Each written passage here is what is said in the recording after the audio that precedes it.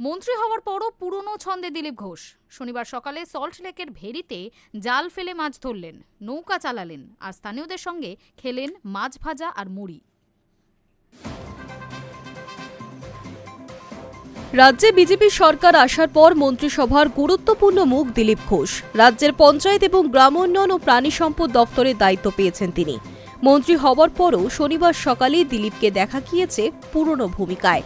ভেড়িতে জাল ফেলে মাছ ধরলেন, ভেড়িতে নৌকাও চালালেন।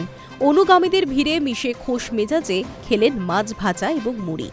সল্টলেক এলাকায় ভেড়ি দখলমুক্ত হওয়ার পর স্থানীয়দের মধ্যে স্বস্তি এবং খুশির হাওয়া। মন্ত্রী জানিয়েছেন, এই ভেড়ি সব আমাদের লোকজনের থেকেই দখল করে নিয়েছিল, আবার ওরা ফেরত পেয়েছে। শনিবার সকালে বিধাননগরের খাসমবল এলাকায় চা চক্রে যোগ দিয়েছিলেন তিনি। অভিযোগ ছিল ওই এলাকার মাছের ভেড়ি তৃণমূল আমলে দখল হয়ে গিয়েছিল। রাজ্যে পালা বদলের পরে ওই সমস্ত ভেড়ি দখলমুক্ত হয়েছে।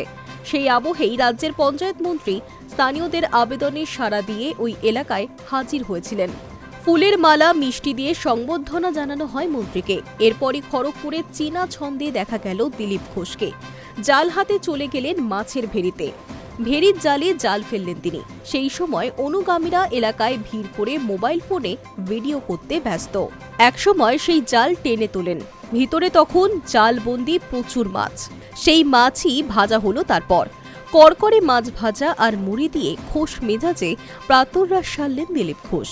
গাছ থেকে পাড়ি আনা ডাবের জলেও গলাও ভেজালেন। প্রিয় নেতাকে এমনভাবে কাছে পেয়ে উৎফুল্ল এলাকার বাসিন্দারা। দিলীপ ঘোষ বলেন, এই সমস্ত ভেড়ি আমাদের লোকজনের কাছ থেকে দখল করে নিয়েছিল, আবার ওরা ফেরত পেয়েছে, চাষ করছে, ওদের সঙ্গে দেখা করতে এসেছি। তিনি আরও বলেন, 2021 সালে এখানে মাছ ছেড়েছিলাম আমরা, তারপর সব ভেড়ে দখল হয়ে গিয়েছিল, এখন আবার ওরা ফিরে পেতেই খুশি। ভেড়িতে নৌকা চালাতেও দেখা গিয়েছে দিলীপ ঘোষকে। Hi news network.